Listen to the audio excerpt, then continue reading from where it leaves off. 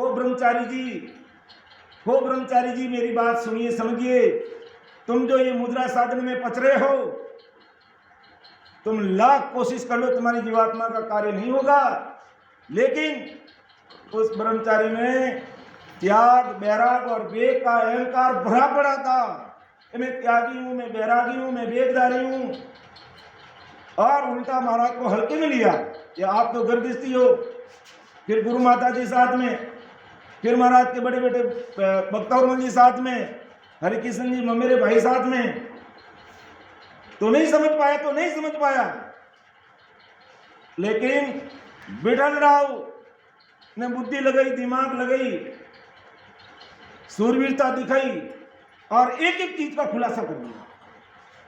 और वो विठल राव का समाज सेठ साहिब ने चांदी के पन्नों पर होने के अक्षरों से लिखा था। इतनी गहरी समझ की बात है। विठल राव का समाज कोई सामान्य नहीं है, सब चीजें उसमें बता दी महाराज ने।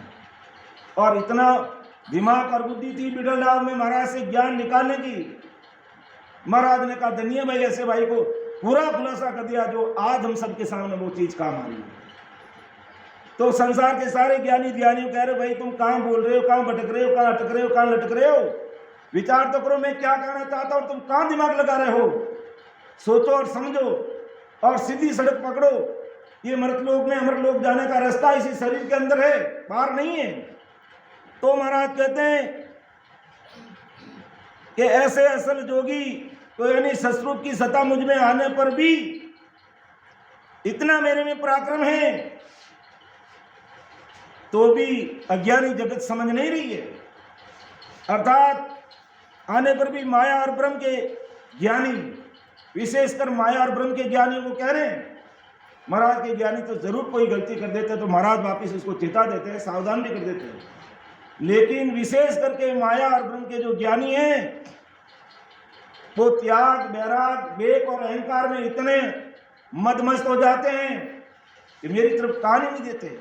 इसलिए महाराज को कहना पड़ा, नहीं तो ऐसी बात लिखने की कहाँ जरूरत थी महाराज को कि ज्ञानी सर्व ब्रह्म में भूला से मुझे नाय पिछाड़ उलटी करे नीला जग माही निर्णो छाड़न हाणे।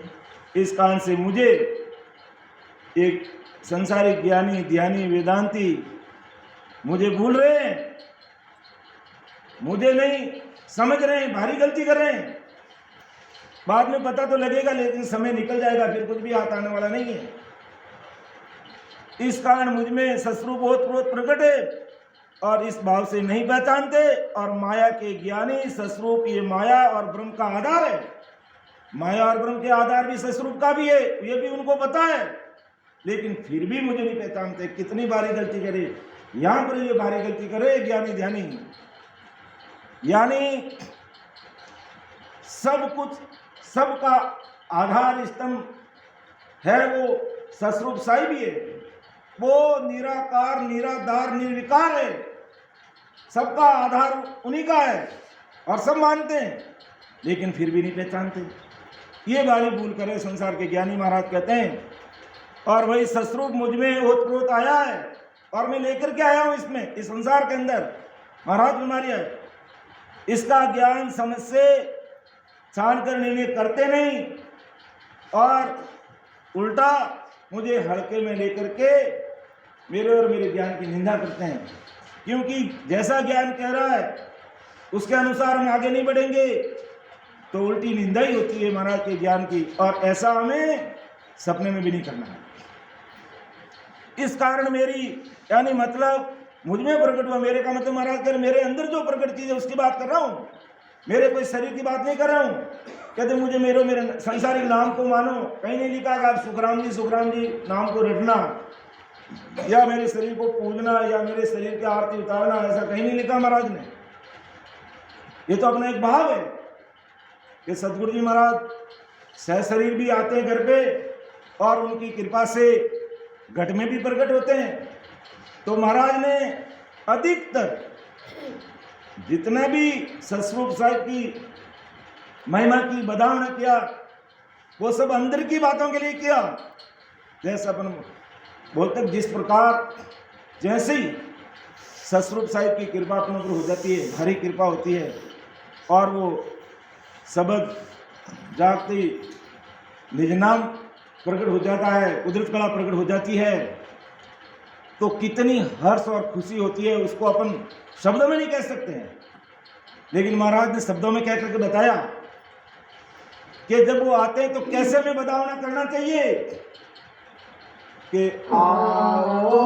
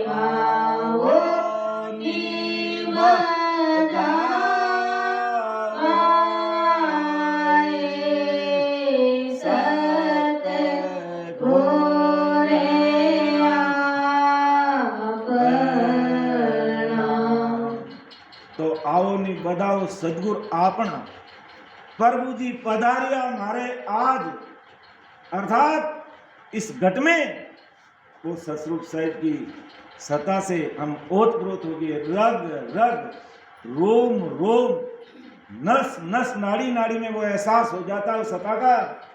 तो कुदरती ऐसे बधावने निकलने शुरू हो जाते हैं शरीर से। तो आओ नहीं बधाओ सदगुरु अपना, इस घट में वो प्रकट हो गए और शरीर से आते हैं तो अपन बधावना करते ही है महाराज का, कोई बात नहीं है। लेकिन वास्तव में जब सतगुरु जी महाराज बाहर में सतगुरु जी महाराज मान लो आए तो कितने दिन अपने साथ में रहेंगे, 2 दिन रहेंगे, 4 दिन रहेंगे, फिर वो तो अपने गंतव्य स्थान पे जाएंगे। लेकिन उनकी कृपा से अंदर में जो सतगुरु जी महाराज प्रकट हो गए उसका सदैव बधावना करना, उनको सदैव नमस्कार करना, सदैव उनको प्रणाम करना, इस बात का हमें ख्याल रखना, इस बात पर हमें विचार करना है और इस बात को हमें समझना है। राम तो ऐसा महाराज संसार के ज्ञानी ध्यानी इन सबको ये चीज कह रहे हैं कि ज्ञानी सर्व बरम में भूला से मुदिनाए पिछाणे, उलटी निंदा करे जग माही, निर्णो छाणने आए। अब महाराज ज्ञानी ध्यानी वेदांती तो बड़ी दूर की बात है, लेकिन महाराज फरमाते हैं कि मेरे अंदर जो ये सतस्वरूप साहिब रग रग रोम रोम में प्रकट है कि ये ब्रह्मा विष्णु महेश और अवतारों ने नहीं जाना तो अपन तो किस बात की मूड़ी है। उन्होंने भी इस चीज को नहीं पहचाना। महाराज ने लिखा एक जगह पर कि केवल वेद नियारो जी अगम देश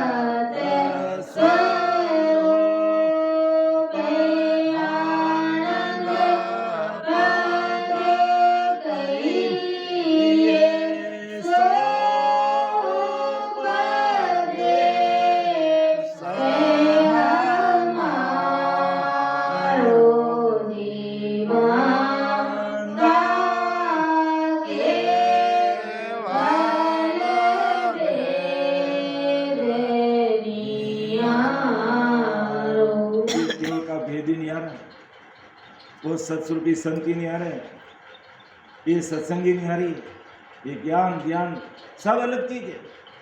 तो ये ज्ञानी ध्यानी मेरे अंदर जो ये सत्स्वरूप परमात्मा की सत्ता से मैं ओतप्रोत हूँ और अनंत जीवों को उद्धार करने के लिए धरती पर आया हूँ, ये केवल मेरी काया देख करके भ्रमित हो रहे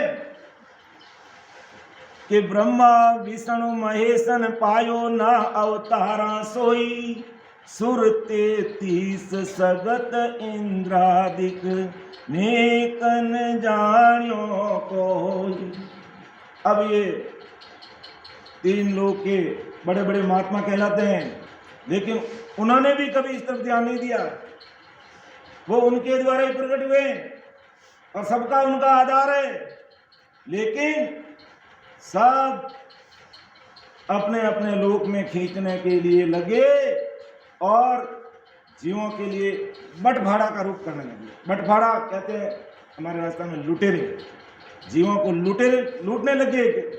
ब्रह्मा जी कह रहे मेरी भक्ति करके मेरे सतलोक में आओ, विष्णु भगवान कह रहे मेरी भक्ति नवदा भक्ति करके मेरे बैकुंठ में आओ, कैलाश में जाने के लिए शंकर भगवान कहते हैं इधर आओ। इस प्रकार सब अपने अपनी तरफ खींचने लगे और जीव इस तरह फंस गए कि परम मोक्ष में जाना तो दूर की बात, इस संसार के माया जाल में उलझ गए। और आज भी महाराज का ज्ञान ध्यान सुनते हुए भी कई भाई बहन ऐसे रॉन्ग नंबर डायल कर देते हैं, ऐसे हमारे बड़े ऐसे करते हैं, इसलिए थोड़ा बहुत इसको करना चाहिए। क्या थोड़ा बहुत करना चाहिए? जब हमें सत्स्वरूप साहिब का ज्ञान सत्संग और सतासंग अरोतप्रोत हो रहे हैं, फिर अन्य चीजों को साथ लेने की क्या जरूरत है? तो महाराज के ब्रह्मा विष्णु महेश ने पायो ना अवतारा सोई, सुर 33 इंद्रादिक नेक न जाने कोई। और ज्ञानी ध्यानी संत सादरे ना जोगेश्वर पायो। लो बड़े बड़े ज्ञानी नारद मुनि, ध्यानी गुरु जी, संत दत्तात्रेय जी और 7 सनकादिक मुनि और जोगेश्वर जड़ पृथ्वी, इनको भी इन चीज का पता नहीं लगा तो दुनिया सकल कौन गिनती में शेष ब्रह्म लग धावे। तो विचार करने की बात परम दयाल अनंत सुख सम्राट आदि सदगुरु सर्व आत्माओं के सदगुरु सर्व सृष्टि के सदगुरु सुखराम जी महाराज अपनी बात सबके सामने रख रहे हैं, विचार कीजिए। तो ज्ञानी सर्व ब्रह्म में भूला से मुझ नाये पिछाणे, उलटी करे निंदा जग माही निर्णो चाणन आणे। आगे महाराज तुम्हारी है कि वेद वेद लग है बुध सब में, पार ब्रह्म लग सोही, सत स्वरूप को कोई न जाने, ज्ञानी ज्ञानी लोही। हकीकत बात महाराज करें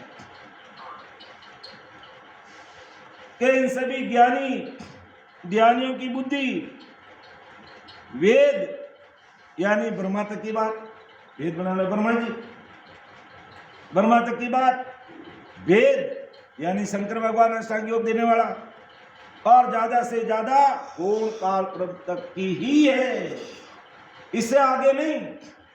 इसलिए पूर्ण काल पार ब्रह्म के परे का सस्वरूप क्या है तथा उसे कैसे पहचानना ये ज्ञानी जानते नहीं, क्योंकि इनकी बुद्धि वेद यानी ब्रह्मा तक, वेद यानी शंकर तक है, इससे आगे नहीं। अर्थात यूं कह दो वेद वेद लभेद और सूक्ष्म, यहाँ तक कि इनकी बुद्धि काम कर रही है, आगे कभी विचार ही नहीं करते हैं। और क्या सामान्य वे में क्या कहते हैं, चाहे भक्ति कोई भी करो ना, सबका ठिकाना तो एक ही है। ये भी गलतफहमी दिमाग में किसी के हैं तो हमें निकाल देना चाहिए कि भक्ति कोई भक्ति करो और ठिकाना सबका एक कैसे होगा। ब्रह्मा जी की भक्ति करोगे तो ब्रह्मा जी के लोक में जाओगे, शंकर भगवान की भक्ति करो तो कैलाश में जाओगे, विष्णु भगवान की भक्ति करोगे तो बैकुंठ में जाओगे, और सत्य स्वरूप आनंद पद नेहंचर निज नाम की भक्ति करोगे तो सतस्वरूप साहिब राम जी के देश में लोक में जाओगे, आवागमन से मुक्त हो जाओगे, काल के महादुखों से बच जाओगे और गर्भवास का दुख हमें नहीं भोगना पड़ेगा। सब दुखों से छुटकारा मिल जाएगा। अर्थात यूं कह दो 100 तालों की एक ही चाबी है नेहंचर निज नाम। सब दुखों को मिटाने वाली एक ही चीज और दूसरी कोई हो ही नहीं सकती है। तुम संसार में अन्य भक्ति का एक हटपटा करोगे तो उसका केवल एक ही आपको संसारिक सुख मिल सकता है। लेकिन महाराज फरमाते हैं अगर कोई मेरा हो मौको मिले तो पावे दीदार निज मन सौंपो लाई।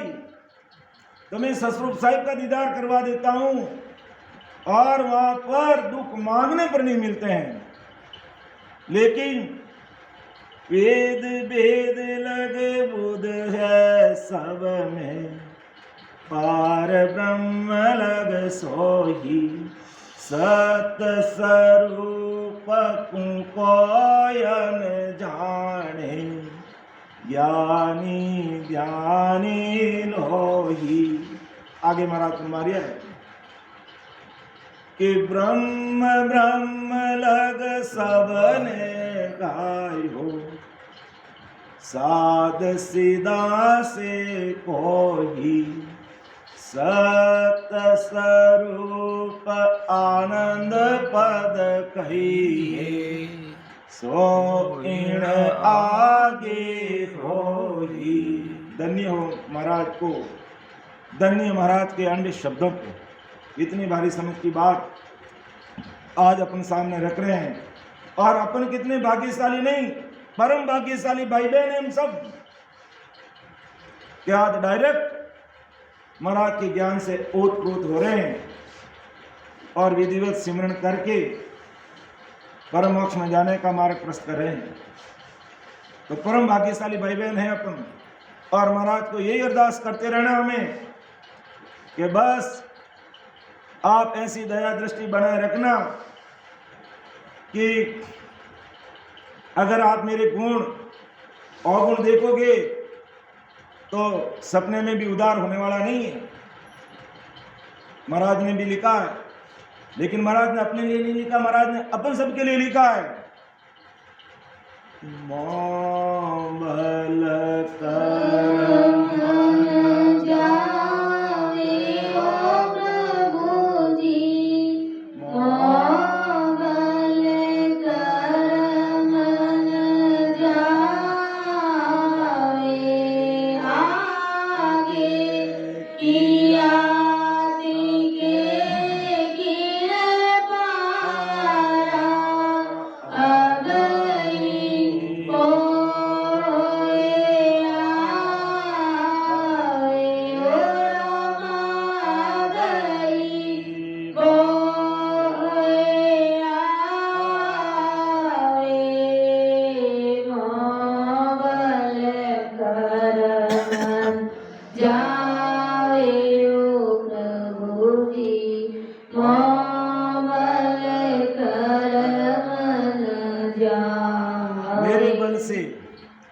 मेरी एक जीविया है और मैं राम राम रटूंगा तो कितना रटने। मेरे से मेरे कर्म कटने वाले नहीं हैं, लेकिन जब आपकी सता नेहंचर निज नाम के रूप में रग रग रोम रोम नस नस नाड़ी नाड़ी में प्रकट हो जाएगी तो कर्मों का खात्मा होते देर नहीं लगेगी। बाकी मोबल कर्म न जावे प्रभु जी, मोबल कर्म न जावे, आगे किया तके किन पारा अभी ही वो हो आवे। और महाराज ने कहा तो ऐसी विनती अरदास हमें महाराज हमें करनी है। क्या महाराज के ऐसे कर्म किए थे? नहीं, हमारे लिए एक फॉर्मूला रख रहे हैं कि कैसे अपने जो जन्मों जन्म के जो कर्मों का भारा अपने सिर पर बंधा हुआ है उसको कैसे काटना है। कि रग रग रोम रोम का